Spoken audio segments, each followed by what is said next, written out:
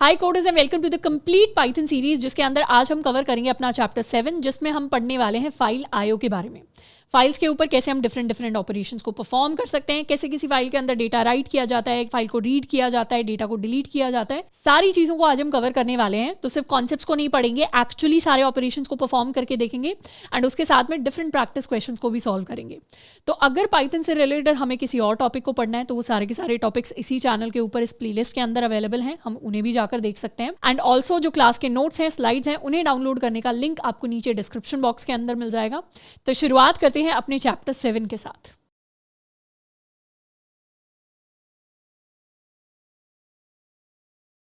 Hi everyone, और अब हम स्टार्ट करने वाले हैं अपने 7th चैप्टर के साथ, जिसके अंदर हम पढ़ने वाले हैं फाइल आईओ के बारे में। अब फाइल आईओ का क्या मतलब होता है? आईओ का मतलब यहाँ पर होता है इनपुट एंड आउटपुट। फाइल्स की टर्म्स में, अब फाइल हम सबको पता है, हम अभी तक पाइथन की फाइल्स बनाते आए हैं, हमने और डिफरेंट टाइप्स की फाइल्स भी देखी होंगी। जितनी भी हम पिक्चर्स लेते हैं, जितनी भी हमारे पास वीडियोस होती हैं, सारी की सारी फाइल फॉर्मेट के अंदर किसी भी सिस्टम के अंदर स्टोर होती है। अब फाइल के अंदर आईओ यानी इनपुट आउटपुट करने का मतलब होता है किसी फाइल को हम खोल रहे हैं, उसके अंदर हम कुछ डेटा को रीड कर रहे हैं, उसके अंदर हम कुछ अपडेशंस कर रहे हैं, किसी नए डेटा को राइट कर रहे हैं, उस फाइल को हम क्लोज कर रहे हैं, उस फाइल को हम डिलीट कर रहे हैं। इस तरीके के जो डिफरेंट ऑपरेशंस होते हैं, ये हमारे फाइल आईओ की कैटेगरी के अंदर आते हैं। तो basically Python as a language can be use to perform operations on a file. For example, आपके कंप्यूटर के ऊपर अगर कोई फाइल सेव्ड है तो उसके ऊपर हम ऑपरेशंस परफॉर्म कर सकते हैं। यानी हम अपने कोड में इस तरीके की लाइनें लिख सकते हैं, इस तरीके का कोड हम लिख सकते हैं जो उस फाइल को एक्सेस करेगा, उसके अंदर के डेटा को रीड कर सकता है, राइट कर सकता है, अपडेट कर सकता है, अपेंड कर सकता है उसके अंदर डेटा, एंड और भी डिफरेंट ऑपरेशंस। अब फाइल आईओ स्टार्ट करने से पहले बहुत बेसिक कुछ चीज़ें हैं जो शायद हमने स्कूल के अंदर भी थोड़ी सी पढ़ी होंगी, या अगर हमारा पहले से कंप्यूटर साइंस के अंदर थोड़ा सा बैकग्राउंड है तो इनका हमें बेसिक आइडिया ऑलरेडी होगा। ये थोड़ा सा थ्योरेटिकल पार्ट आ जाता है। तो हम में से मैक्सिमम स्टूडेंट्स ने रैम का नाम सुना होगा, रैंडम एक्सेस मेमोरी। रैम जो है हमारे कंप्यूटर की वो मेमोरी होती है जो थोड़ी सी फास्ट होती है एग्जीक्यूशन के अंदर। यानी जब कोई कोड रन करता है तो उसके जितने भी वेरिएबल्स होते हैं वो कहाँ पे जाके क्रिएट होते हैं? वो रैम के अंदर ही जाके क्रिएट होते हैं। पर रैम की खराब बात ये होती है कि रैम वॉलेटाइल होती है। वॉलेटाइल कहने का मतलब है कि एक बार हमने अपना सिस्टम बंद कर दिया तो रैम के अंदर जो डेटा होता है वो रिफ्रेश हो जाता है। वो डेटा हमेशा के लिए परमानेंटली स्टोर नहीं होता। पर अगर हमें अपने सिस्टम के अंदर कोई इन्फॉर्मेशन परमानेंटली स्टोर करनी है, फॉर एग्जांपल हम जब भी सिस्टम को खोले हमें वो इन्फॉर्मेशन दिखाई दे, तो उस इन्फॉर्मेशन को हम रैम के अंदर स्टोर नहीं करते, उसको हम अपनी फाइल्स की फॉर्म में स्टोर कर सकते हैं। और भी डिफरेंट तरीके होते हैं, पर फाइल की फॉर्म में भी स्टोर कर सकते हैं। जैसे फॉर एग्जांपल हमने कोई पाइथन का कोड लिखा, अब हम नहीं चाहते कि हम अपने लैपटॉप को बंद करके दोबारा कभी सिस्टम को रीस्टार्ट करें तो हमारा कोड पूरा का पूरा गायब हो जाए। तो हम क्या करते हैं? पाइथन के पूरे कोड को फाइल्स के अंदर स्टोर करके रखते हैं। वैसे ही अगर हमारे सिस्टम के अंदर हमने कोई फोटो डाउनलोड की तो हम नहीं चाहते हमारा सिस्टम जैसे ही बंद करके हम रीस्टार्ट करें तो हमारा जो फोटो है वो गायब हो जाए, हमारी जो वीडियोस हैं वो गायब हो जाए। तो वो जो वीडियोस एंड फोटोज हैं वो रैम के अंदर परमानेंटली स्टोर नहीं होती। अगर हमें उन्हें परमानेंटली स्टोर करना है, परसिस्ट करवाना है, तो हम उन्हें क्या करते हैं? फाइल्स की फॉर्म में स्टोर करते हैं। जैसे हमारे पास अगर कोई फोटो है तो वो एक PNG फाइल हो सकती है, वो एक JPEG फाइल हो सकती है, कोई वीडियो है तो .mov फॉर्मेट के अंदर कोई फाइल हो सकती है, .mp4 फॉर्मेट के अंदर हो सकती है, पाइथन की फाइल है तो .py के अंदर हो सकती है, टेक्स्ट फाइल है तो .txt के अंदर हो सकती है। तो इस तरीके से डिफरेंट फाइल्स हैं जो हमारे सिस्टम के अंदर स्टोर होती है। अब ये जो फाइल्स हैं ये अगर हमारे सिस्टम के अंदर SSD है तो उसके अंदर जाके स्टोर होती है, नहीं तो HDD है तो उसके अंदर जाके स्टोर होती है। तो अगर फाइल्स की बात करें तो Python can be used to perform different operations on a file. और ये जो डिफरेंट ऑपरेशंस हैं, जिनमें से हमारे रीड एंड राइट सबसे मेजर ऑपरेशंस होते हैं कि हम फाइल के अंदर से डेटा को रीड कर सकते हैं और फाइल के अंदर डेटा को रीराइट कर सकते हैं। यही मेजर ऑपरेशंस मिलके फाइल आईओ को फॉर्म करते हैं पाइथन के अंदर। तो बहुत ही सिंपल लैंग्वेज में अगर बात करें तो इस चैप्टर के अंदर हम सीखने वाले हैं कि how can we open a file, how can we read data from a file, how can we write some data to a file, how can we close a file, and at the end how can we delete a file. अब सबसे पहले types of files देख लेते हैं। सारी की सारी जो फाइल्स है ना, उनको 2 टाइप्स के अंदर डिवाइड किया जा सकता है। एक होती है हमारी टेक्स्ट फाइल्स। टेक्स्ट फाइल्स वो फाइल्स होती हैं जिनके अंदर जो डेटा है वो कैरेक्टर्स की फॉर्म में स्टोर किया जाता है। जैसे फॉर एग्जांपल हमारी .txt फाइल, ये एक टेक्स्ट फाइल है, इसके अंदर हमें कैरेक्टर्स देखने को मिलते हैं। हमारी .docs फाइल जो माइक्रोसॉफ्ट डॉक्स के ऊपर हम अपना वर्ड डॉक्यूमेंट बना सकते हैं, that is a text file. .log जो हमारे सिस्टम के लॉग्स होते हैं इस तरीके की फाइल्स के अंदर स्टोर होते हैं, तो ये भी क्या है? ये भी हमारी टेक्स्ट फाइल है। और जो हमारी नॉन टेक्स्ट फाइल्स होती हैं जिनके अंदर कैरेक्टर फॉर्म में डेटा स्टोर नहीं होता पर किसी और फॉर्मेट में डेटा स्टोर हो सकता है, उन्हें हम बाइनरी फाइल्स कह देते हैं। जैसे .mp4 जो हमारी वीडियो फाइल्स होती हैं वो भी बाइनरी फाइल्स होती हैं। .mov ये भी वीडियो फाइल का हमारा एक्सटेंशन होता है। .png .jpeg ये सारी की सारी फाइल्स क्या हैं, ये सारी की सारी हमारी बाइनरी फाइल्स हैं। तो हम दोनों फाइल्स को मैनिपुलेट कर सकते हैं, दोनों टाइप की फाइल्स को एक्सेस कर सकते हैं, इनके ऊपर फाइल आईओ को परफॉर्म कर सकते हैं यूजिंग पाइथन। अब यहाँ पे एक एडिशनल चीज कि भले ही हमारे लिए text files and binary file जब हम पाइथन कोड से एक्सेस करेंगे डिफरेंट होती हैं, पर एट द एंड जब ये सारी की सारी फाइल्स मेमोरी के अंदर जाके स्टोर होती है ना, दे आर ऑल बिट्स, यानी सारा का सारा डेटा, चाहे वो बाइनरी फाइल का डेटा हो चाहे वो टेक्स्ट फाइल का डेटा हो, सिस्टम के अंदर मेमोरी के अंदर जाके 0 and 1 की फॉर्म में ही स्टोर होता है। तो ये चीज हम याद रख सकते हैं। सारी फाइल्स एट द एंड होती तो बिट्स ही हैं, बिट्स वाला डेटा ही होता है इनके अंदर 0 और 1 का, बट इन्हें हम अपर सरफेस लेवल पे टेक्स्ट और बाइनरी फाइल्स के अंदर डिवाइड कर देते हैं। अब सबसे पहले सबसे बेसिक ऑपरेशंस की बात करते हैं फाइल के ऊपर। जनरली सबसे सिंपल ऑपरेशन जो हम एक फाइल के ऊपर परफॉर्म कर सकते हैं वो है कि हमने एक फाइल को ओपन किया। जैसे फॉर एग्जांपल आपके पास बहुत सारी बुक्स रखी होंगी, बुक्स के अंदर आपके पास बहुत सारी एकेडमिक फाइल्स रखी होंगी। तो डे टू डे जो हमारी एक्चुअल फिजिकल एक फाइल होती है उसको हम कैसे यूज़ करते हैं? सबसे पहले हम फाइल को लेके आते हैं और फाइल को हम ओपन करते हैं, और फाइल को ओपन करने के बाद हम उसमें से कुछ डेटा रीड कर सकते हैं, कुछ डेटा लिख सकते हैं, फिर हम एट द एंड फाइल को क्लोज कर देते हैं। तो यही सेम ऑपरेशंस हम पाइथन के अंदर रेप्लिकेट करते हैं। तो किसी भी फाइल को रीड करने से पहले या उसके अंदर कुछ भी राइट करने से पहले हमें फाइल को ओपन करना पड़ेगा, एंड उसके लिए हमारे पास एग्जिस्टिंग बिल्ट इन फंक्शंस होते हैं पाइथन में। हम सिंपली लिखते हैं अपना ओपन फंक्शन। ओपन के अंदर हमें 2 पैरामीटर्स पास करने होते हैं। सबसे पहले भेजते हैं हम अपनी फाइल का नाम इन डबल कोट्स और सिंगल कोट्स। तो जैसे फॉर एग्जांपल मेरी फाइल का नाम है sample.txt, तो मुझे क्या करना पड़ेगा, अपनी फाइल का पूरा नाम यहाँ पर लिखना पड़ेगा। एंड उसके बाद हम सेंड करते हैं अपना मोड। मोड का मतलब होता है कि क्या फॉर्मेट होने वाला है हमारा फाइल आईओ परफॉर्म करने का। क्या हम इस फाइल के अंदर रीड करने वाले हैं, क्या हम इसके अंदर राइट करने वाले हैं, क्या इसके अंदर हम डेटा अपेंड करने वाले हैं, हम एक्चुअली करने क्या वाले हैं इस फाइल को ओपन करके। तो वो चीज़ हमें पहले से बतानी पड़ती है। और अगर हम कुछ नहीं बताते तो बाय डिफॉल्ट पाइथन एज्यूम करता है कि हम फाइल को रीड करने वाले हैं। तो अगर आप रीड मोड में ओपन कर रहे हैं और आप राइट करने की कोशिश करेंगे किसी फाइल के अंदर, तो वो चीज़ पॉसिबल नहीं हो पाएगी, हमारे पास एरर आ जाएगा। अब बहुत सारे मोड्स होते हैं, हम अभी के लिए सिर्फ एक सिंपल मोड के ऊपर फोकस करेंगे, which is my read mode. तो ये जो ओपन मेथड है एक तरीके से सरफेस लेवल पे एज्यूम कर सकते हैं ये हमें हमारी फाइल रिटर्न करके दे रहा है। जैसे अगर किसी फाइल को हम ओपन करने की कोशिश करें, फॉर एग्जाम्पल यहाँ पर हमने क्या किया है, एक फोल्डर बनाया है। फोल्डर के अंदर we already have our Python file lecture7.py। इसके अंदर let's suppose I create another text file. Text file को मैं कहती हूँ demo.txt। इस demo.txt के अंदर मैंने कुछ डेटा लिख दिया। डेटा कुछ भी हो सकता है, आई एम लर्निंग, यहाँ लिख दिया पाइथन फ्रॉम अपना कॉलेज, इस तरीके से मैंने कुछ लिख दिया। तो ये मेरी demo.txt फाइल हो गई। अब इस फाइल को ओपन करने के लिए I can use my open method, and इस पर जब हम स्क्रॉल करेंगे तो हमें इसकी पूरी डेफिनेशन दिखाई देगी। ये मेथड कैसे लिखा हुआ है, सी ये पूरा का पूरा पाइथन सिंटैक्स फॉलो कर रहा है। डेफ, फिर मेथड का नाम है ओपन। इसके अंदर डिफरेंट पैरामीटर्स हैं जिनको हम ले सकते हैं, पर अभी के लिए हमारे जो 2 मेन पैरामीटर्स रहेंगे वो है हमारी फाइल का डिस्क्रिप्शन या उसका पाथ, एंड सेकंड चीज़ हमारा मोड।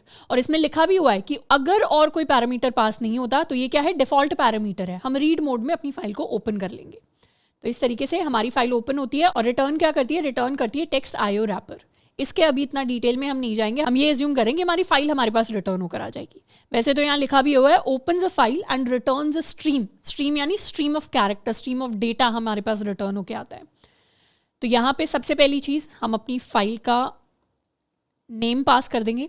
अच्छा, अगर इस सेम फोल्डर के अंदर मैंने demo.txt पास नहीं किया होता तो उस केस में हमें फाइल का कंप्लीट पाथ भेजना होता।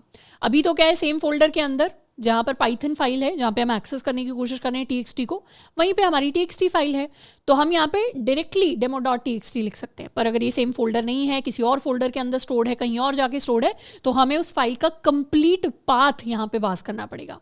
किसी भी फाइल का कंप्लीट पाथ क्या होता है, जैसे यहाँ पे जाके if I copy the entire path of this file, तो मुझे पता चलेगा ये demo.txt कहाँ पे है, यूजर्स के अंदर, अमन अग्रवाल के अंदर, डेस्कटॉप के अंदर, श्रद्धा के अंदर demo.txt, यहाँ पे आके हमारी ये फाइल स्टोर हो रही है। ऑल राइट, यहाँ पे आ जाते हैं, हमारी फाइल का नाम आ गया, एंड अब अपना मोड पास करते हैं। मोड हमारे पास डिफरेंट होते हैं। वैसे इतने सारे मोड्स इतने ज़्यादा फ्रीक्वेंटली यूज़ नहीं होते, इनमें से क्या क्या ज़्यादा फ्रीक्वेंटली यूज़ होता है उसको हम कवर कर लेंगे। ये हमारी रीड मोड में है तो हमने R टाइप कर दिया, एंड हमारे पास हमारी फाइल आ गई। तो इस तरीके से हम एक फाइल को ओपन करते हैं। अब ओपन करने के बाद इसके ऊपर हम ऑपरेशंस परफॉर्म कर सकते हैं। सबसे बेसिक ऑपरेशन होता है रीड करने का, तो हम सिंपली लिख सकते हैं f.read एंड ये हमें क्या रिटर्न करेगा, ये हमें हमारी फाइल का पूरा डेटा रिटर्न कर देगा in the form of a string. जैसे I can write data is equal to f.read, थोड़ा सा जूम इन कर लेते हैं, and I can print my entire data along with the type of my data। इसको save कर लेते हैं एंड लेट्स रन इट। तो यहाँ पे मेरी फाइल का पूरा डेटा मेरे पास आ गया। What is the data, I am learning Python from अपना कॉलेज, एंड उसका टाइप भी आ गया which is string. And at the and हमेशा प्रोग्राम को एग्जीक्यूट करने से पहले एक अच्छे प्रोग्रामर की निशानी यही होगी कि जब भी हम किसी फाइल को ओपन कर रहे हैं हमें उसे जाके क्लोज भी करना है। क्लोज करने के लिए कुछ नहीं, f.close हमने लिख दिया। जैसे रियल लाइफ फाइल्स को हम क्लोज कर देते हैं एट द एंड, खुली रहेंगे तो क्या होगा, बेसिकली एक रिस्क है कि कोई भी आके कहीं भी एक्सेस कर सकता है आपकी फाइल का डेटा, कोई भी आके उस डेटा को चेंज कर सकता है। तो आपको क्या करना है, एज अ रिस्पॉन्सिबल प्रोग्रामर हम इस फाइल को क्लोज कर देंगे। यहाँ पे इसको सेव कर लिया and this is an entire program consisting of file IO in Python. अच्छा, यहाँ पर हमने देख लिया कि फाइल का नाम हम कैसे लिख सकते हैं, पर उसके साथ में मोड्स के अंदर हमारे पास डिफरेंट ऑप्शंस अवेलेबल होते हैं। जैसे R ऑप्शन होता है ओपन फॉर रीडिंग, ये हमारा डिफॉल्ट ऑप्शन होता है। W किस लिए होता है, W होता है राइटिंग के लिए। Truncating the file first, truncating the file first का मतलब होता है जब भी हम किसी फाइल में राइट करने की कोशिश कर रहे हैं तो राइट का मतलब यहाँ पर है ओवर राइट, यानी पूरा फाइल का डेटा डिलीट हो जाएगा पहले, फिर आप जो लिखना चाहते हैं फिर वो फाइल के अंदर लिखा जाएगा। इसको भी हम अभी डिटेल में पढ़ने वाले हैं। X is use to create a new file and open it for writing. A का मतलब यहाँ पर होता है अपेंड, इसे भी हम बाद में देखने वाले हैं। It is use to open for writing and appending to the end of the file if it exist. यानी अगर कोई फाइल है उसके अंदर कोई डेटा है ABC, उसको डिलीट करके हम नया डेटा ऐड करना चाहते हैं XYZ, तो उसके लिए हम राइट को यूज करते हैं। और अगर ABC के बाद में ही हम अपने नए डेटा को ऐड करना चाहते हैं तो उसके लिए हम अपेंड को यूज करते हैं। अपेंड का इंग्लिश के अंदर मतलब होता है किसी चीज को एट द एंड ऐड करना। इसके अलावा हमारे पास दो और फॉर्मेट्स होते हैं। एक होता है ये वाला मोड है बाइनरी मोड, यानी किसी बाइनरी फाइल को अगर हम ओपन करने की कोशिश कर रहे हैं तो उसके लिए हम B लिखेंगे, और किसी टेक्स्ट फाइल को ओपन करने की कोशिश कर रहे हैं तो T लिखेंगे। अब यहाँ पे तो हमने T नहीं लिखा, यहाँ पे T इसलिए नहीं लिखा, अगर T को लिखते तो दो मोड्स को हम कंबाइन भी कर सकते हैं। जैसे R और T को कंबाइन करने के लिए हम लिखते RT, पर text files he by default open होती है। अगर आपको बाइनरी फाइल करनी है तो आपको ज़बरदस्ती R भी लिखना पड़ेगा, हमें यहाँ पे W भी लिखना पड़ेगा, हम यहाँ पे A भी लिखना पड़ेगा। बट अगर हम टेक्स्ट फाइल्स को ओपन कर रहे हैं तो उसमें अगर हम T हटा भी दें तो भी कोई प्रॉब्लम नहीं है। यानी यहाँ पे क्या होगा, यहाँ पे सेम कोड वर्क करेगा विदाउट एनी एरर। तो T क्या है, T इम्प्लिसिट है, already T by default use होता है टेक्स्ट मोड। इसके अलावा हमारे पास प्लस होता है, open a disc file for updating, that is reading and writing. यानी दो ऑपरेशन को एक साथ करना चाहते हैं तो उसके लिए हम प्लस को यूज कर सकते हैं। प्लस को यूज करने का मतलब होता है, मान लेते हैं R का मतलब होता है फाइल को रीड करना है, तो R प्लस का मतलब होता है मुझे रीड भी करना है इस फाइल के अंदर और मुझे राइट भी करना है। अगर हमने W लिखा है तो W का मतलब राइट होता है, W प्लस का मतलब है मुझे इस फाइल के अंदर राइट भी करना है, मुझे उसको रीड भी करना है। अगर हमने A लिखा, A का मतलब अपेंड होता है, A प्लस का मतलब होता है कि मुझे इस फाइल के अंदर डेटा अपेंड भी करना है और उसे रीड भी करना है। तो इस तरीके से हम प्लस को भी यूज़ करेंगे, पर इसे हम बाद में देखने वाले हैं। अभी के लिए एक मोड हमने सीखा है which is my R mode, which is used for reading, it is the default mode, and इसके अलावा टेक्स्ट मोड भी हमारा डिफॉल्ट मोड होता है। नेक्स्ट हम रीडिंग को और अगर डिटेल में पढ़ना चाहें, सबसे पहले हमने देख लिया कि फाइल के अंदर से डेटा रीड करने के लिए हम अपने रीड मेथड को यूज़ कर सकते हैं कुछ इस तरीके से। अच्छा, रीड मेथड के अंदर हम एक और पैरामीटर पास कर सकते हैं। जैसे इफ़ आई वॉन्ट, ये मैंने फाइल को यहाँ पर ओपन कर दिया, इफ़ आई वॉन्ट कि मुझे कुछ particular set of characters he read करने हैं, हम उसे भी एज अ पैरामीटर पास कर सकते हैं। जैसे यहाँ पर मैंने एज एन आर्ग्यूमेंट पास कर दिया कि मुझे शुरू के 5 ही लेटर्स रीड करने हैं। 5 लेटर्स का मतलब होगा I space AM another space. इसको सेव कर लेते हैं, रन करते हैं, तो हमारे पास सिर्फ I am प्रिंट होके आएगा और कुछ नहीं प्रिंट होके आएगा। तो हम कैरेक्टर्स, नंबर ऑफ कैरेक्टर्स भी स्पेसिफाई कर सकते हैं। बाकी हम किसी फाइल को लाइन बाय लाइन भी रीड कर सकते हैं। लाइन बाय लाइन रीड करने के लिए हम लिखते हैं रीड लाइन, ये second method which reads a file 1 line at a time. इसे यूज़ करने के लिए यहाँ पर हम लिख सकते हैं लाइन 1 और यहाँ लिख देंगे रीड लाइन। ये आर्गुमेंट हटा देते हैं और हम अपनी लाइन 1 को प्रिंट करवा देंगे। इसे सेव किया, रन किया, तो हमारे पास क्या आ गया, आई एम लर्निंग लाइन आ गई पूरी की पूरी, जो हमारी demo.txt के अंदर फर्स्ट लाइन थी। अच्छा, जब भी हम इसे प्रिंट कर रहे हैं लाइन 1 को, साथ में एक एक्स्ट्रा स्पेस ही आ रही है। एक्स्ट्रा स्पेस इसलिए आ रही है क्योंकि फाइल के अंदर जब ये डेटा आई एम लर्निंग और नेक्स्ट लाइन में सारा डेटा आ रहा है, तो यहाँ पे एक कैरेक्टर होता है \n जो नेक्स्ट लाइन लेके आता है। जो कैरेक्टर हमें एज सच नहीं दिखाई दे रहा, बट क्योंकि उसकी वजह से नेक्स्ट लाइन आ रही है, वो कैरेक्टर इस फाइल के अंदर एग्जिस्ट करता है। और क्योंकि यहाँ पे लाइन 1 के अंदर उस कैरेक्टर को रीड किया गया है, तो अब यहाँ पे एक नेक्स्ट लाइन का स्पेस हमारे पास आ रहा है। ऐसे ही हम अपनी सेकेंड लाइन को भी रीड कर सकते हैं। इसे कॉपी कर लेंगे। यहाँ पर we read our first line और अब हम रीड करेंगे अपनी सेकेंड लाइन। तो ये लाइन 2 हो गया, इसे लाइन 2 कह देते हैं। सेव करेंगे एंड लेट्स री एग्जीक्यूट।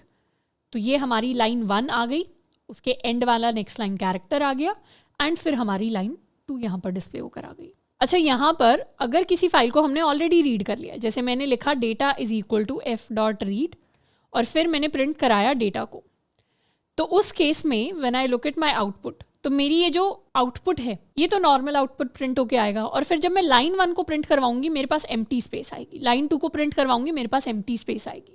ये इसलिए आ रहा है क्योंकि एक बार अगर हमने डेटा को रीड कर लिया तो इसे विजुअलाइज करने के लिए, जैसे फॉर एग्जांपल मेरी फाइल के अंदर डेटा है ABC XYZ PYQ, तो यहाँ पे हम लेट्स सपोज हमें डेटा को रीड करना है, तो हम क्या कर रहे हैं, जैसे ही हमने रीड किया हमारा जो एक पॉइंटर है, एक पॉइंटर इमेजिन कर सकते हैं जैसे हमारा कर्सर होता है, वैसे ही हम इमेजिन कर सकते हैं कर्सर है। तो वो कर्सर क्या करता है, एक एक कैरेक्टर उसने सारा रीड कर लिया। अब वो कर्सर लास्ट में पहुंच गया, जैसे ही रीड को एग्जीक्यूट किया वो कर्सर लास्ट में पहुंच गया। और अब वो कर्सर जब हम लाइन को रीड करने की कोशिश करेंगे, क्या रीड करेगा, सिर्फ नेक्स्ट लाइन वाला कैरेक्टर रीड करेगा, कुछ नहीं आएगा, मतलब उसके अंदर एम्प्टी स्पेस जो है वो प्रिंट करवाएगा। तो बेसिकली पूरा डेटा अगर एक बार रीड हो गया तो उसके पास नेक्स्ट लाइन के अंदर रीड करने के लिए कुछ है ही नहीं। तो इसीलिए पहले ही अगर हम रीड कर लेते हैं तो फिर रीड लाइन के अंदर चीज़ें खाली प्रिंट होके आती हैं। Also when we are doing read line, अगर इस चीज़ को हटा दें और एक एक करके रीड लाइन कर रहे हैं, तो कैसे चीज़ें काम कर रही हैं। तो सबसे पहले वो कर्सर क्या करता है, एक लाइन रीड करता है और उसके एंड में आ जाएगा, फिर दूसरी लाइन रीड करता है उसके एंड में आ जाएगा, फिर तीसरी लाइन रीड करता है उसके एंड में आ जाएगा। तो इस तरीके से लाइन बाय लाइन हम अपनी फाइल को रीड कर सकते हैं जब तक हमारी फाइल एंड नहीं हो जाती। एक पॉइंट पर अगर हमारी फाइल एंड हो गई, जैसे 2 बार हमने रीड लाइन कर लिया, उसके बाद अगर हम थर्ड टाइम भी रीड लाइन करते हैं तो उसके पास कोई डेटा ही नहीं है आगे प्रिंट करवाने के लिए। तो उस केस में क्या होगा, उस केस में एक एम्प्टी नेक्स्ट लाइन हमारे लिए प्रिंट हो जाएगी। What is this? This is an empty next line which will get printed if we don't have any more data in the file. तो यही चीज़ होने वाली है। तो रीड और रीड लाइन के अंदर डिफरेंस होता है। जब पूरा डेटा रीड करना हो तो एक साथ हम पूरा डेटा रीड कर सकते हैं, पर ये ध्यान रखना है वो कर्सर को मूव कर देता है, तो नेक्स्ट टाइम हम रीड लाइन नहीं कर पाएंगे स्टार्टिंग से। उसके लिए फाइल को हमें दोबारा क्लोज करना पड़ेगा, रीओपन करना पड़ेगा, ताकि हम उसे दोबारा लाइन बाय लाइन रीड कर सके। नेक्स्ट चीज़ जिसको हम पढ़ने वाले हैं that is writing to a file. अभी हमने देख लिया फाइल के अंदर कोई डेटा स्टोर्ड है, उसको हम कैसे एक्सेस कर सकते हैं। अब हम फाइल के ऊपर राइट करने वाले हैं। राइट करने से पहले भी फाइल को हमें ओपन करना पड़ेगा, और राइट करने के 2 तरीके होते हैं। एक तो होता है कि हम अपने फाइल को राइट मोड के अंदर खोलें, यानी W मोड के अंदर। एक तरीका होता है हम अपने फाइल को A मोड के अंदर खोलें। जब फाइल को W मोड के अंदर खोलते हैं, this is my right mode, right को मैं ओवर राइट मोड कहूँगी। एंड A होता है हमारा अपेंड मोड। अपेंड यानी एड एट द एंड। मैं लिख भी देती हूँ, एड एट द एंड। तो दोनों के डिफरेंट केसेस होते हैं। लेट्स सपोज हमने सेम फाइल को ओपन किया और हम इसे राइट मोड के अंदर खोलते हैं, तो अब f.write लिखकर आई can right any data in this file. इस फाइल का पूरा डेटा रिप्लेस करना है मुझे, तो मैं यहाँ लिख देती हूँ let's suppose I want to write I am या I want to learn JavaScript tomorrow. इस तरीके का मैंने कुछ लिख दिया, 1 2 3 कुछ नंबर्स भी लिख दिए, एंड इसे सेव कर लेते हैं, क्लोज कर देते हैं। अब जैसे ही मैं इस कोड को रन करूंगी वैसे ही अब demo.txt में जाएंगे तो हमारा पूरा डेटा क्या हो गया, ओवरराइट हो गया। और अगर इस डेटा के अंदर हमें चीज़ें अपेंड करनी है यानी ऐड करनी है, तो इसी सेम फाइल को मुझे A मोड के अंदर खोलना पड़ेगा, और अब ये जो डेटा है ये ऐड हो जाएगा यानी अपेंड हो जाएगा उस पुराने डेटा के अंदर। तो यहाँ पे कुछ चेंजेस कर देते हैं, इसे चेंज करके लिख देते हैं then I'll move to React.js, let's save it and execute। तो अब ये क्या हो गया, ये नया डेटा मेरी फाइल के अंदर आकर ऐड हो गया। अच्छा, ये डेटा सेम लाइन के अंदर क्यों ऐड हो गया? क्योंकि हमने कोई नेक्स्ट लाइन कैरेक्टर ही नहीं दिया। तो अगर मुझे अपने डेटा को नेक्स्ट लाइन में मूव करना है तो मुझे \n लिख कर एक नेक्स्ट लाइन कैरेक्टर देना पड़ेगा। जैसे फॉर एग्जाम्पल मुझे और डेटा ऐड करना है, जैसे आफ्टर दैट Node.js सेव कर लेते हैं, रन करते हैं, तो अब ये डेटा एक नेक्स्ट लाइन कैरेक्टर के साथ आएगा, यानी इस नेक्स्ट लाइन के अंदर आकर मेरे demo.txt के अंदर आ जाएगा। तो इस तरीके से हम किसी भी फाइल के अंदर डेटा को ओवरराइट कर सकते हैं या फिर डेटा को अपेंड कर सकते हैं। अच्छा, एक और इंटरेस्टिंग चीज़, जब भी हम किसी भी फाइल को A या W मोड के अंदर खोलते हैं और वो फाइल एग्जिस्ट नहीं करती, तो पाइथन ऑटोमेटिकली उस फाइल को हमारे लिए क्रिएट कर देता है। जैसे for example f is equal to open, I want to open this file called sample.txt and इसे मैं राइट मोड के अंदर ओपन कर रही हूँ और फिर मैंने कुछ नहीं किया, फिर मैंने उसको क्लोज कर दिया। अब यहाँ पर मेरे फोल्डर के अंदर कोई एज सच फाइल एग्जिस्ट नहीं करती, पर जैसे ही मैं इस कोड को रन करूँगी वैसे ही क्या होगी, sample.txt फाइल यहाँ पे क्रिएट होके आ जाएगी। यही सेम चीज़, इसे एक बार डिलीट कर देते हैं, यही सेम चीज़ अगर मैं अपेंड मोड में फाइल ओपन करूँ तो भी एग्जिस्ट करेगी। लेट्स रन इट, ये क्या आ गई, sample.txt फाइल हमारे पास क्रिएट होकर आ गई। तो अगर हमारे पास कोई फाइल एग्जिस्ट नहीं करती तो हम इसे इस तरीके से क्रिएट भी कर सकते हैं, if we want to create and write in a file. अब let's suppose we want to combine our modes, यानी मुझे रीडिंग एंड राइटिंग साइमल्टेनियसली करनी है, तो इसके काफ़ी सारे डिफरेंट तरीके होते हैं। There is this one particular article जिसका मैं लिंक आपको दे दूंगी, इट इज़ वेरी इंटरेस्टिंग। इसके अंदर स्टैक ओवरफ्लो पे उन्होंने 14 साल पहले एक्सप्लेन किया हुआ है कि डिफरेंट जो मोड्स हैं उनके बीच के डिफरेंसेस क्या होते हैं ओपन मेथड के अंदर। तो इससे काफ़ी सारे हमें आइडियाज़ लग जाएंगे, एक हेल्पफुल जो है प्रॉपर फ्लो चार्ट आपको दिख जाएगा जिसको आप देख सकते हैं, एंड डिफरेंट मीनिंग्स एक्सप्लेन है अगर आपको और डिटेल में पढ़ना है तो। बाकी हम मोड्स को कंबाइन करने के लिए कुछ इस तरीके से लिखते हैं, अगर R मोड में खोला तो रीड कर रहे हैं, W में राइट कर रहे हैं, A में अपेंड कर रहे हैं, ये सबसे सिंपल चीज़ है। जैसे अगर मैं अपनी demo.txt में स्टार्टिंग से कुछ डेटा दिखूँ, this is a sample file, इस तरीके से हमने डेटा लिख दिया। तो यहाँ पर अगर हम R+ मोड में फाइल को खोलते हैं तो what will it do, it will open it for reading and writing.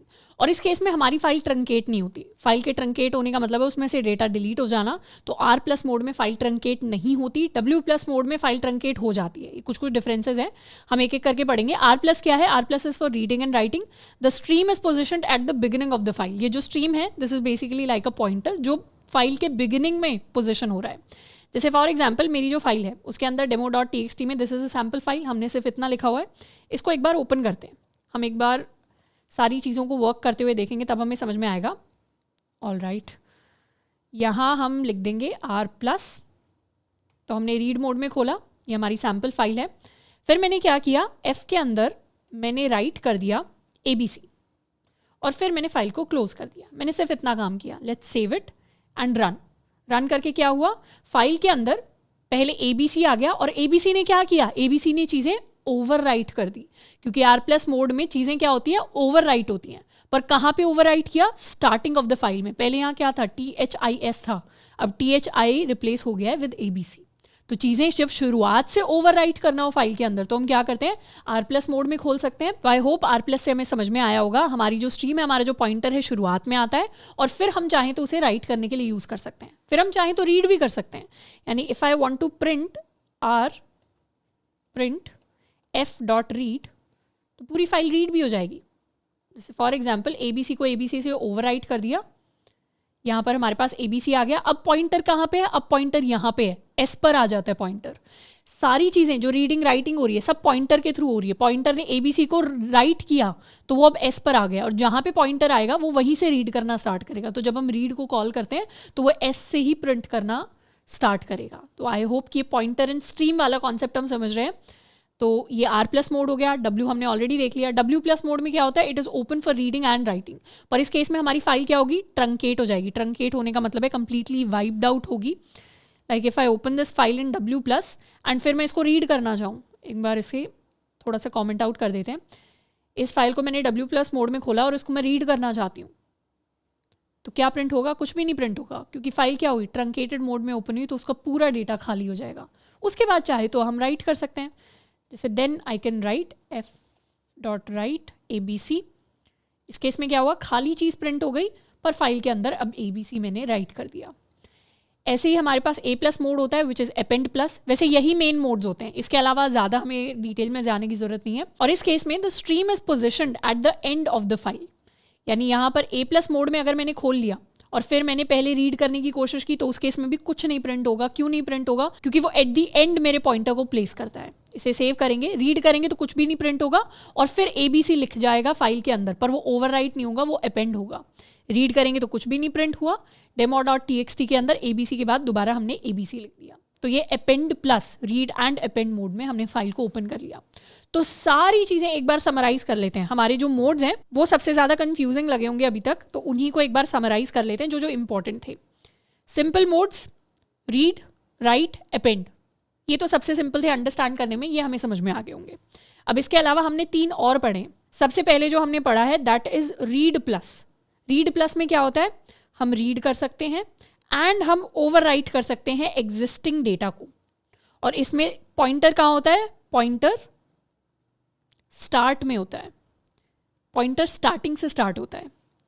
दूसरा होता है हमारा right plus mode. Right plus mode में क्या होता है? हम रीड कर सकते हैं एंड ओवरराइट कर सकते हैं। अच्छा, इस केस में नो ट्रंकेट। इस केस में क्या हो गया? इस केस में ट्रंकेट हो गया, पर इस केस में हमारा जो पॉइंटर है, इस केस में अगर एक बार फाइल का डेटा डिलीट हो गया तब तो पॉइंटर स्टार्टिंग में हो एंड में हो कोई मतलब ही नहीं है, क्योंकि फाइल पूरी खाली है। तीसरा मोड होता है हमारे पास ए प्लस मोड। इसमें क्या होता है? इसमें रीड एंड अपेंड होता है, और जब भी अपेंड होगा तो पॉइंटर कहाँ होगा? पॉइंटर एंड में होगा। एंड इसमें भी नो ट्रंकेट, यानी फाइल का डेटा डिलीट नहीं होता, वहीं के वहीं रहता है। तो ये मेजर डिफरेंसेस हैं।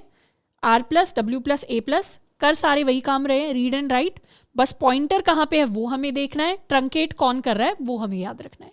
इस चीज़ को आप अपने नोट्स में एक बार नोट डाउन कर सकते हैं, ये चीज़ इंपॉर्टेंट है याद रखनी। बाकी इसे हम बाद में भी देखेंगे कि कैसे हम इम्प्लीमेंट कर सकते हैं। तो ये हो गए हमारे मोड्स। एंड एक और लास्ट चीज़ जिसको अब हम कवर करने वाले हैं that is my with syntax, यानी फाइल्स के अंदर फाइल को ओपन करने का, क्लोज करने का पूरा जो प्रोसेस है उसको लिखने का एक और बेटर सिंटैक्स होता है पाइथन के अंदर, which is using the with keyword. हम पहले लिखते हैं विद, फिर हम ओपन वाला अपना पूरा फंक्शन लिखते हैं और फिर हम लिखते हैं एज एफ, यानी ये जो हमने फाइल को ओपन किया अब इसकी जो पूरी स्ट्रीम है उसे हम एफ बोलेंगे और फिर हम एफ के ऊपर ऑपरेशंस परफॉर्म कर सकते हैं। जैसे हम एक नॉर्मल फंक्शन के अंदर चीज़ें लिख रहे होते हैं वैसा ही कुछ यहाँ पर सिंटैक्स है। इट्स लाइक अ लूप और अ कंडीशनल स्टेटमेंट, बस ये वो नहीं है, इसके अंदर जितना भी इंडेंटेड पार्ट होगा, स्पेसिंग करके अंदर वाला जितना भी पार्ट होगा वो सारा का सारा इस स्ट्रीम के ऊपर डिपेंड करेगा। जैसे यही सेम कोड, जैसे एक नॉर्मल सा कोड है, फाइल को ओपन करना है, उसके अंदर डेटा रीड करना है और फिर उसे क्लोज करना है। अगर इतना कोड मुझे करना हो, this is a sample file by अपना कॉलेज, इस तरीके से हमने कुछ लिख दिया फाइल के अंदर। अब इस फाइल को मुझे ओपन करना है, इसका डेटा रीड करना है, तो विद सिंटैक्स से पहले हम लिखेंगे विद, उसके बाद ओपन, ओपन के अंदर फाइल का नाम demo.txt। इसे कौन से मोड में ओपन करें? Let's open it in read mode as f, यानी अब यहाँ से जो चीज़ आएगी, एज का मतलब एलियसेस होते हैं। एलियस का मतलब होता है जैसे Clark Kent is an alias for Superman या Superman is an alias for Clark Kent. Basically बात हम उसी चीज़ की कर रहे हैं, बस हमने कभी उसको क्लार्क केंट बोल दिया, कभी हमने उसे सुपरमैन बोल दिया। जैसे अगर एवेंजर्स आपने देखा होगा तो कभी हमने उसे टोनी स्टार्क बोल दिया, कभी हमने उन्हें आयरन मैन बोल दिया। तो वही सेम चीज़ हो रही है, कभी हम सेम चीज़ को शक्तिमान बोल रहे हैं, कभी हम उसे विद्याधर बोल रहे हैं। सेम चीज़ को हम कोई और नाम दे रहे हैं, उसे हम एलियस कहते हैं इंग्लिश के अंदर। तो यहाँ हमारा जो एलियस हो गया उस चीज़ के लिए दैट इज़ एफ, और फिर हम लगाएंगे कोलन। अब हम एफ के ऊपर काम कर सकते हैं, मतलब ये चीज़ जो भी वैल्यू रिटर्न करेगी उसे हम एक एलियस दे रहे हैं, नाम दे रहे हैं एफ। अब मैं एफ से डेटा रीड कर सकती हूँ and I can print this data. Let's store it in some variable and let's try to print this data. Let's save it and run. तो हमारा डेटा हमारे पास प्रिंट होकर आ गया। अब यहाँ पे आप एक चीज़ पॉइंट आउट कर सकते हैं कि मैम आपने तो बोला था अच्छे प्रोग्रामर की निशानी होती है, हमें एफ डॉट क्लोज करना पड़ता है, बट वो चीज़ जब हम विद सिंटैक्स को यूज़ करते हैं कंपलसरी नहीं होती, क्योंकि ऑटोमेटिकली विद हमारे लिए ऑटोमेटिकली क्लोज कर देगा फाइल को। तो जब भी हम विद को यूज़ करें हमें फाइल को क्लोज करने के बारे में नहीं सोचना, क्योंकि वो चीज़ ऑटोमेटिकली हमारे लिए हो जाएगी। इसी फाइल को अगर मुझे राइट के अंदर खोलना है तो मैं इस तरीके से यहाँ पर खोल सकती हूँ, open the file demo.txt in right mode and इसके डेटा को हम ओवरराइट कर देंगे as F. f.write new data, तो इसे सेव कर लेते हैं एंड लेट्स एग्जीक्यूट। तो पहले इसका पुराना डेटा हमारे पास आ गया और अब इसके अंदर नया डेटा जाकर हमारे लिए स्टोर हो गया है। तो इस तरीके से हम विद सिंटैक्स को यूज़ कर सकते हैं जब भी हम अपनी फाइल्स के साथ काम कर रहे हैं। तो अब लास्ट ऑपरेशन जिसे हम देखने वाले हैं, this is deleting a file. अब फाइल को एज सच हम f.delete करके डिलीट नहीं कर सकते, उसके लिए हमें एक मॉड्यूल को यूज़ करना पड़ता है। पाइथन के अंदर मॉड्यूल्स क्या होते हैं? Modules are like a code library. Modules are basically किसी और ने हमारे लिए एक ऑलरेडी पाइथन की फाइल लिखी हुई है जिसके अंदर कुछ यूजफुल फंक्शंस हैं जिन्हें हम यूज़ कर सकते हैं। तो किसी भी मॉड्यूल को यूज़ करने के लिए सबसे पहले हमें उसे इंपोर्ट करना पड़ता है। तो हमारे पास एक OS नाम की मॉड्यूल होती है पाइथन के अंदर। OS stands for operating system. And इसे हम क्या करते हैं, पहले अपने कोड के अंदर, अपनी फाइल के अंदर इसे इंपोर्ट करते हैं। तो उसके लिए हम लिखते हैं अपना इंपोर्ट कीवर्ड एंड देन अपनी मॉड्यूल का नाम। हम चाहें तो किसी भी मॉड्यूल को इंपोर्ट कर सकते हैं। जैसे कुछ मॉड्यूल्स होती हैं जो ऑलरेडी प्री इंस्टॉल्ड आती हैं पाइथन के अंदर। जैसे अगर मैं करूँ इंपोर्ट OS एंड इसे सेव करके if I try to run my program, कोई इशू नहीं आएगा, मेरा कोड जो है वो रन हो जाएगा, there is no error at all. But इसके अलावा भी काफ़ी सारे मॉड्यूल्स होते हैं जो प्री इंस्टॉल्ड नहीं आते। जैसे for example if I try to write TensorFlow and इसको सेव करके if I try to run, तो यहाँ क्या आएगा, हमारे पास एरर आएगा, no module name TensorFlow. TensorFlow is basically a module जिसे हम मशीन लर्निंग करते टाइम, अपने जो न्यूरल नेटवर्क्स हैं उनको बिल्ड करते टाइम यूज़ करते हैं। बट अभी क्या है, अभी इंस्टॉल्ड नहीं है, तो इसे हमें इंटरनेट से इंस्टॉल करना पड़ेगा। अगर ऐसे मॉड्यूल्स हम यूज़ करना चाहते हैं पाइथन के अंदर जो अभी प्री इंस्टॉल्ड नहीं है, तो उसके लिए हमें लिखना पड़ता है PIP। PIP is package installer for Python. PIP install और फिर अपनी मॉड्यूल का नाम। तो अगर आपको अपने सिस्टम में टेंसरफ्लो इंस्टॉल करना है, you can write PIP install TensorFlow. And उसी तरीके से हो सकता है आपके सिस्टम में, डिपेंडिंग अपॉन कि आपने कौन सा वर्जन ऑफ पाइथन इंस्टॉल कर रखा है, किस तरीके से इंस्टॉल किया हुआ है, हो सकता है आपके लिए PIP कमांड काम ना करे, तो आपको लिखना पड़ेगा PIP 3 इंस्टॉल टेंसरफ्लो। ये मैं आपको लिख के नहीं दिखा पा रही क्योंकि जिस सिस्टम पे मैं रिकॉर्ड कर रही हूँ, this is not my own system. तो बेसिकली ये लाइन लिखकर हम क्या कर सकते हैं, किसी भी एक्सटर्नल मॉड्यूल को इंस्टॉल कर सकते हैं। सिर्फ टेंसरफ्लो नहीं, कोई भी अगर एक्स्ट्रा मॉड्यूल आपको यूज़ करना है तो। पर यहाँ पे हम यूज़ करने वाले हैं अपना OS मॉड्यूल जो हमारे पास प्री इंस्टॉल्ड होता है। तो I just right import OS, और अब OS के हम किसी भी फंक्शन को यूज़ कर सकते हैं। तो OS के अंदर ही एक फंक्शन होता है, पहले से लिखा हुआ है, किसी और ने लिखा हुआ है, रिमूव फंक्शन, जिसके अंदर हम अपनी फाइल का नाम या पाथ पास कर सकते हैं। तो वो फाइल ऑटोमेटिकली हमारे लिए डिलीट हो जाएगी। जैसे इफ़ आई राइट os.remove और मुझे इस demo.txt फाइल या sample.txt फाइल को रिमूव करना है, तो मैं लिखूंगी sample.txt। इसे सेव कर लेते हैं, लेट्स रन इट। तो क्या होगा, sample.txt के ऊपर क्रॉस आ गया, मतलब इट इज़ डिलीटेड नाउ। तो इस फाइल पर जाएंगे तो ये पूरी फाइल अब डिलीट हो चुकी है, हमारे फोल्डर से भी गायब हो चुकी है। तो इस तरीके से हम किसी भी फाइल को चाहें तो डिलीट कर सकते हैं। So this was all about file IO, किस तरीके से हम फाइल्स को ओपन कर सकते हैं, उनके ऊपर ऑपरेशंस परफॉर्म कर सकते हैं, उन फाइल्स को डिलीट कर सकते हैं। अब हम कुछ प्रैक्टिस क्वेश्चंस को सॉल्व करने वाले हैं रिलेटेड टू फाइल IO। तो अपने प्रैक्टिस क्वेश्चंस की तरफ आ जाते हैं। सबसे पहला प्रैक्टिस क्वेश्चन कह रहा है, create a new file practice.txt using Python at the following data in it. और ये डेटा का फॉर्मेट हमें इसी तरीके का रखना है, यानी जहाँ पे नेक्स्ट लाइन में डेटा आ रहा है वहाँ पे हमारे पास नेक्स्ट लाइन आनी चाहिए। तो एक बार इस फाइल को क्रिएट करने की कोशिश करते हैं। फाइल को क्रिएट करने के लिए हम क्या कर सकते हैं, उसे राइट मोड के अंदर खोल सकते हैं। जैसे हमने किसी फाइल को राइट मोड के अंदर खोला, वो ऑटोमेटिकली क्रिएट हो जाएगी। तो with open, let's cross this one, हम एक practice.txt नाम की फाइल क्रिएट करना चाहते हैं इन राइट मोड, एंड इसके अंदर एज f.write में सबसे पहली लाइन लिख लेते हैं, hi everyone \n we are learning file i/o \n। Second line एक और f.write के अंदर लिख लेते हैं, using Java \n I like programming in Java। तो ये हमारी फाइल हो गई एंड इसे कर लेते हैं save. Let's try to run our code. और हमारे लिए practice.txt क्रिएट होकर आ गई है और उसके अंदर वो सारा का सारा टेक्स्ट वैसे ही आ गया है जैसे हमें क्रिएट करने के लिए बोला गया था। नेक्स्ट क्वेश्चन की तरफ बढ़ जाते हैं। Right a function that replaces all अकरेंसेज of Java with Python. जहाँ पे जावा जो है ये कैपिटल J के साथ आएगा। हमें क्या करना है, इसी सेम फाइल के अंदर ये जो practice.txt हमने क्रिएट किया है इसमें जहाँ पर भी जावा आ रहा है वहाँ पे अब हमारे लिए पाइथन आना चाहिए।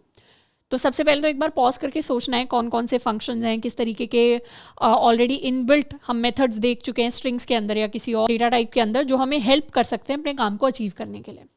तो बेसिक फ्रेमवर्क हमारा क्या रहेगा, सबसे पहले तो हमें रिप्लेस करना है सारे अकरेंसेस को। तो क्या मैं कह सकती हूँ यहाँ पे हमें कुछ डेटा पहले तो रीड करना पड़ेगा। रीड करना पड़ेगा मतलब हमें पहले जानना पड़ेगा फाइल के अंदर लिखा क्या हुआ है।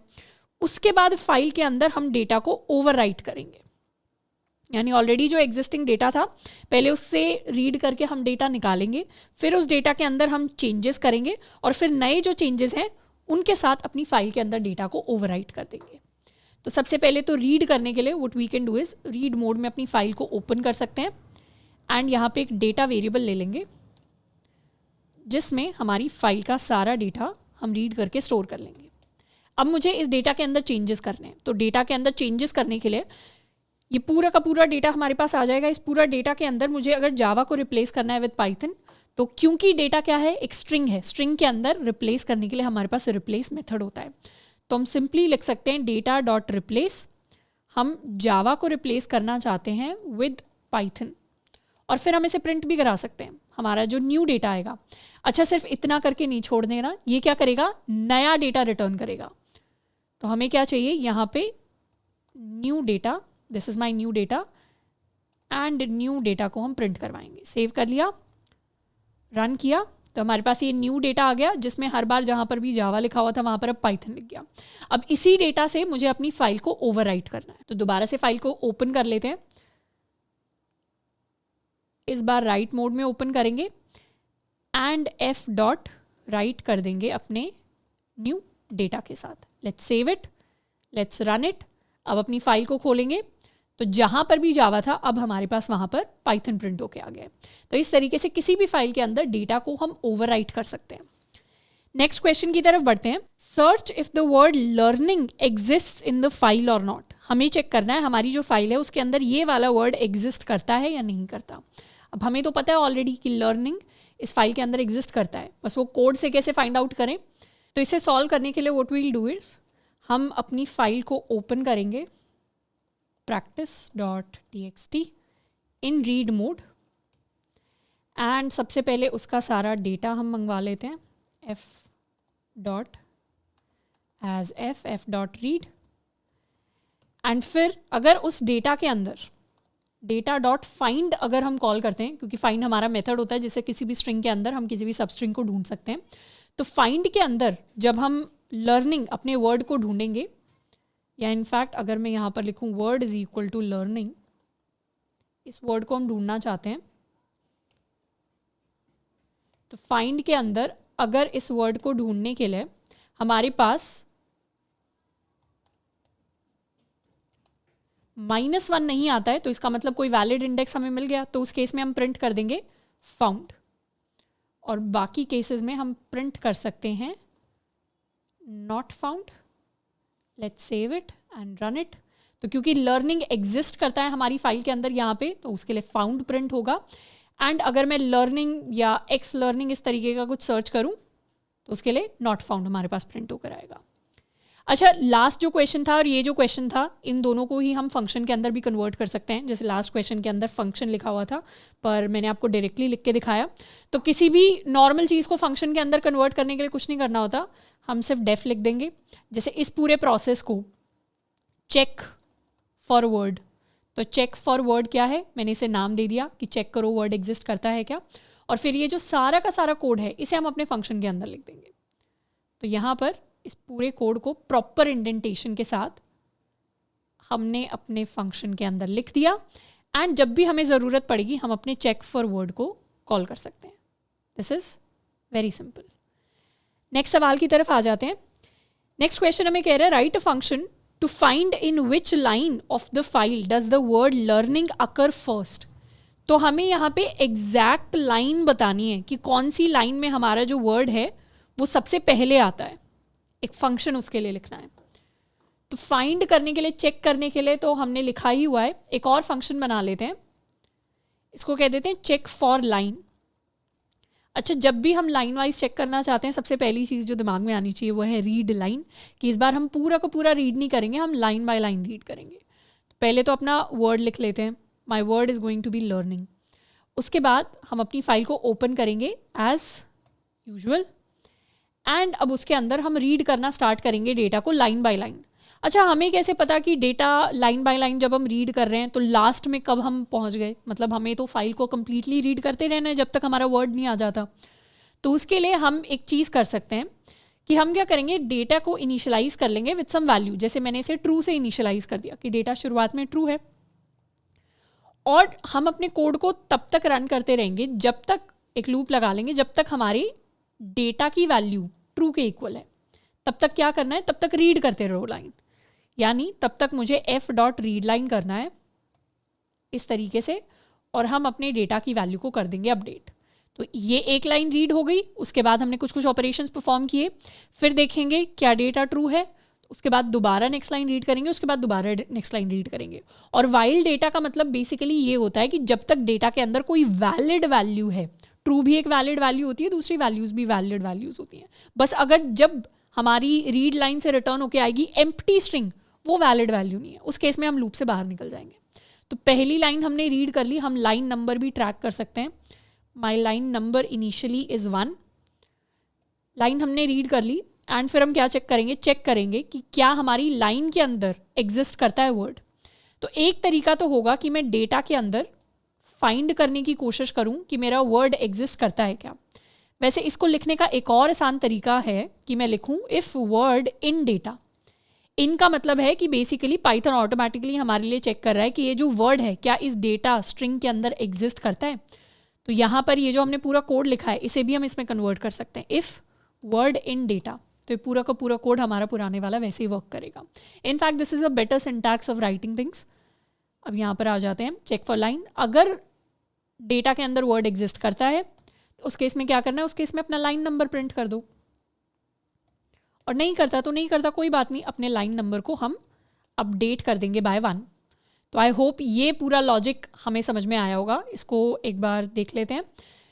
हमारा नॉर्मल फंक्शन है चेक फॉर लाइन, इसके अंदर हमारा इस वर्ड को हमें सर्च करना है। शुरुआत में डेटा की वैल्यू ट्रू है, ट्रू इसलिए है क्योंकि शुरू वाले स्टार्टिंग आइटरेशन के लिए हम लूप को रन करना चाहते हैं। तो इसे अगर एम्प्टी स्ट्रिंग से इनिशियलाइज कर देंगे तो लूप रन नहीं करेगा। शुरुआत में लाइन नंबर की वैल्यू है 1। फिर हम अपनी फाइल को ओपन करेंगे, रीड करना स्टार्ट करेंगे। कैसे रीड करेंगे, लाइन बाय लाइन शुरू, और तब तक रीड करते रहेंगे जब तक डेटा की वैल्यू खाली नहीं होती। पहली लाइन को रीड किया, देखा क्या उसके अंदर हमारा वर्ड एग्जिस्ट करता है तो लाइन को प्रिंट कर दो, और इनफैक्ट प्रिंट करने के बाद ही डायरेक्टली हम यहाँ से रिटर्न कर सकते हैं। नहीं करता तो कोई बात नहीं, लाइन को अपडेट कर दो, नेक्स्ट लाइन में जाओ। नेक्स्ट लाइन में गए, दोबारा लाइन को रीड किया, दोबारा चेक किया, नहीं ही करता एग्जिस्ट, दोबारा अपडेट कर दो, नेक्स्ट लाइन में जाओ। और एट दी एंड, मतलब अगर वो वर्ड एग्जिस्ट ही नहीं करता तो उस केस में मुझे -1 रिटर्न करना है। तो एट दी एंड अगर वर्ड एग्जिस्ट नहीं करता, मतलब ये पूरी की पूरी चीज़ अगर हमारी ख़त्म हो गई, वर्ड एग्जिस्ट ही नहीं करता, तो फाइनली मैं -1 रिटर्न कर दूंगी। और अगर एग्जिस्ट करता होगा तो पहले ही कंट्रोल रिटर्न हो चुका है, पहले ही प्रोग्राम से हम, यानी इस फंक्शन से हम बाहर आ चुके हैं। Let's call this function check for line. तो ये हमें एग्जैक्ट लाइन नंबर बताएगा। ये हमारी लाइन नंबर 1 है, ये हमारी लाइन नंबर 2 है। सर्च करेंगे, लाइन नंबर 2 के अंदर वर्ड एग्जिस्ट करता है। अगर मैं लर्निंग की जगह कुछ और सर्च करना चाहूँ, for example I want to search for programming, तो इस वर्ड को प्रोग्रामिंग कर देते हैं, तो ये लाइन नंबर 4 के अंदर एग्जिस्ट करता है। और अगर मैं सर्च करूँ वर्ड PYQ, तो ये एग्जिस्ट ही नहीं करता। तो उस केस में what am I getting, I am getting nothing, क्योंकि मैंने इस -1 को रिटर्न तो कर दिया पर इसे प्रिंट नहीं कराया, but I will definitely get -1 अगर उसको प्रिंट करवाएं तो ये रहा हमारा -1। तो इस तरीके से हमारी जितनी भी नॉलेज होती है बेसिक उसको कंबाइन करके हम कुछ कुछ कॉम्प्लेक्स ऑपरेशंस को परफॉर्म करना स्टार्ट कर सकते हैं। लास्ट क्वेश्चन की तरफ बढ़ते हैं। From a file containing numbers separated by comma, जैसे हमारे पास नंबर्स होंगे 1 2 45 55 86 76, इस तरीके के हमारे पास कुछ नंबर्स होंगे कॉमा से सेपरेटेड एक फाइल के अंदर। हमें प्रिंट करना है कि इन नंबर्स में से कितने नंबर्स इवन नंबर्स हैं। तो इस बार स्ट्रिंग नहीं, इस बार हमें नंबर्स दिए जा रहे हैं। सबसे पहले तो फाइल से डेटा रीड करते हैं। practice.txt के अंदर हम चाहें तो पूरे डेटा को ओवरराइट कर सकते हैं। लेट्स ओवरराइट दिस डेटा 1 2 76 84 90 101, इस तरीके से ही हमने डेटा लिख दिया। इस तरीके का डेटा हमें दिया होगा, वो हमें पहले से पता है कि कॉमा से सेपरेट करके डेटा दिया हुआ है। सबसे पहले तो फाइल को ओपन करके इस डेटा को रीड करते हैं विद ओपन practice.txt। इसे हम रीड मोड में ओपन करने वाले हैं and let's fetch our data f.read as f and print करेंगे अपने डेटा को। तो ये हमारा प्रॉपर डेटा हमारे पास आ गया। बस प्रॉब्लम ये है, ये डेटा पूरा का पूरा स्ट्रिंग फॉर्मेट में है, पर नंबर्स ऑड हैं या इवन उसके लिए हमें इंडिविजुअल नंबर को निकालना पड़ेगा और उसे एक्चुअली इंटीजर वैल्यू के अंदर कन्वर्ट करना पड़ेगा।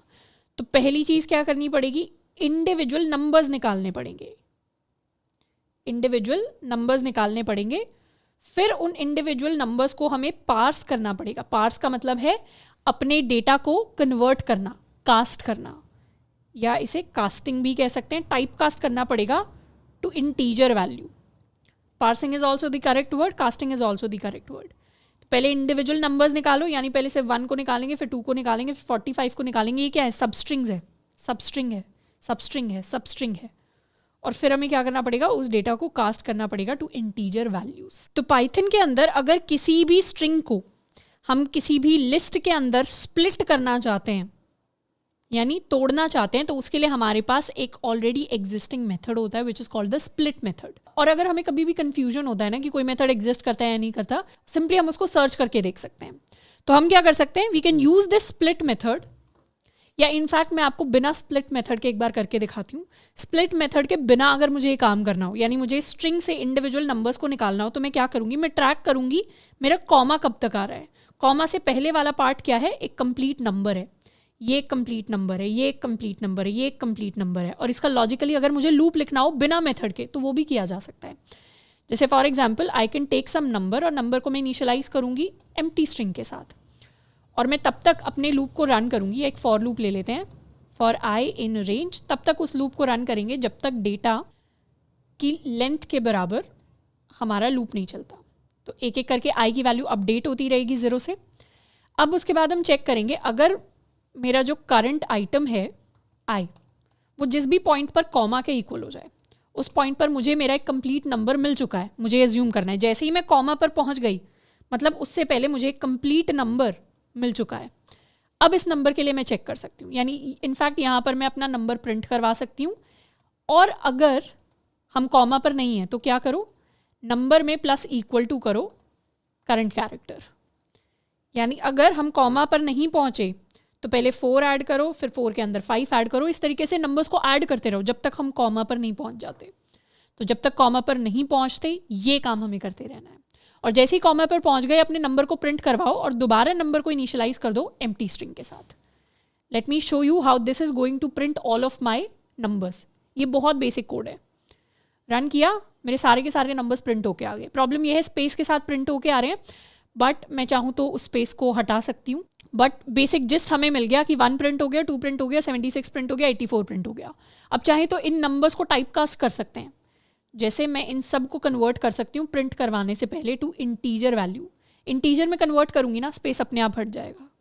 रन किया, पहले 1 आ गया, 2 आ गया, 76 आ गया, 84 आ गया, 90 आ गया। अब चेक कर लो ये ऑड है या इवन है। ये है बेसिक तरीका, मतलब कंप्लीट स्क्रैच वाला लॉजिकल तरीका चीज़ों को करने का। पर इससे भी एक और बेटर तरीका होगा कि हम क्या करें, हम एक नंबर्स नाम की लिस्ट बनाएं जिसके अंदर आई राइट डेटा डॉट स्प्लिट। मुझे अपने नंबर्स को स्प्लिट करना है यूजिंग दिस सेपरेटर, कॉमा वाला सेपरेटर, और फिर मैं अपनी लिस्ट को प्रिंट करवा सकती हूँ। This is my numbers list.